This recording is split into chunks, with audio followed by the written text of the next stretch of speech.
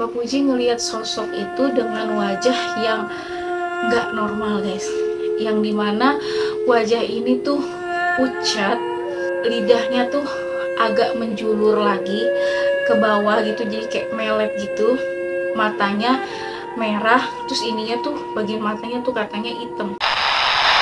Halo guys, assalamualaikum warahmatullahi wabarakatuh. Balik lagi di channel YouTube-nya Dunia Maya Dalam Misteri, dan bareng gue lagi, Maya Marissa. Guys, kali ini gue dapet kiriman cerita dari Mbak Puji Astuti. Mbak Puji, terima kasih ya untuk kiriman ceritanya. Dia tuh bertemu sama hantu yang memang dulunya pernah bundir guys di kamar itu.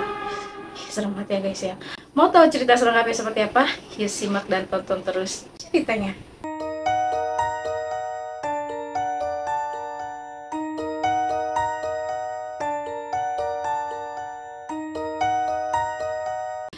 Jadi, waktu itu tuh tahun 2018, dimana Mbak Puji ini ingin jadi TKW, yang artinya tenaga kerja wanita. Mbak Puji ini itu pengen pergi ke Taiwan. Mbak Puji ini dari kampung, itu ditaruh di kayak sebuah asrama atau aula yang dimana itu tuh isinya calon-calon TKW Indonesia semua guys. Pada saat Mbak Puji datang ini, hal pertama tuh yang akan dilakuin dia itu pada saat itu tuh dia tuh suruh beristirahat dulu guys, yang dimana kata dia tempat istirahat atau asrama gedungnya ini, gedung asramanya ini tuh menurut dia tuh emang auranya udah nggak enak, alias auranya tuh udah kayak ada creepy-creepy-nya gitu guys. Mbak Puji ini ngerasa kamar dari Mbak Puji ini tuh nggak enak aja gitu, kayak lembab, terus nggak nyaman gitu di hatinya dia gitu. Padahal kamar dari asramanya ini tempat tidur tingkat gitu loh guys. Di depan itu ada sekitar 6, di sebelah sini 6, jadi kayak total satu kamar itu ada 12 tempat tidur. Dia tuh ngambil di ranjang itu nomor 11.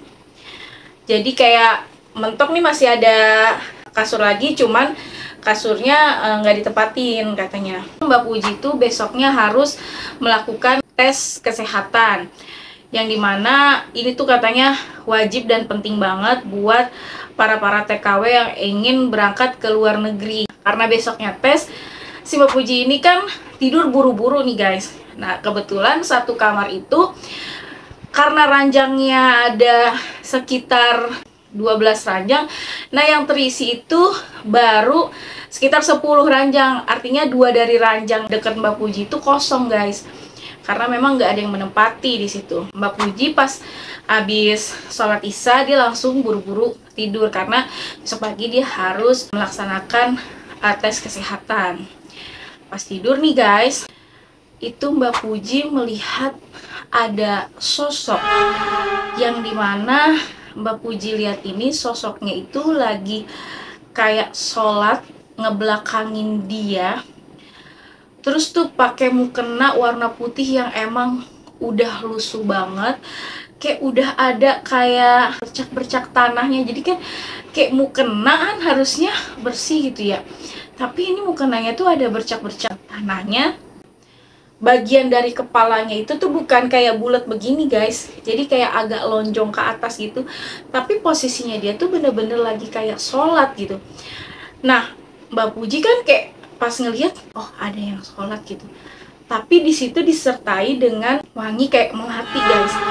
Terus Mbak Puji tuh kayak samar-samar tuh ya guys, sambil dia tidur gini kayak kriep-kriep gitu, dia tuh ngeliat gitu, ngeliatin gitu.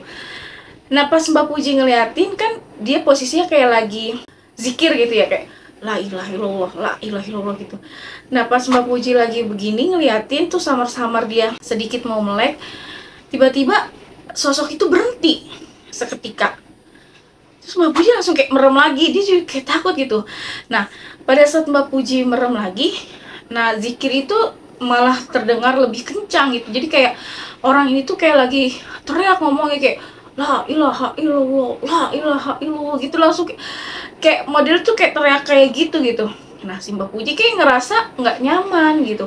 Loh, ini kenapa sih ini orang gitu.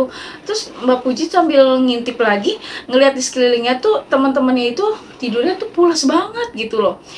Jadi lampu dari kamarnya itu kan gelap gitu.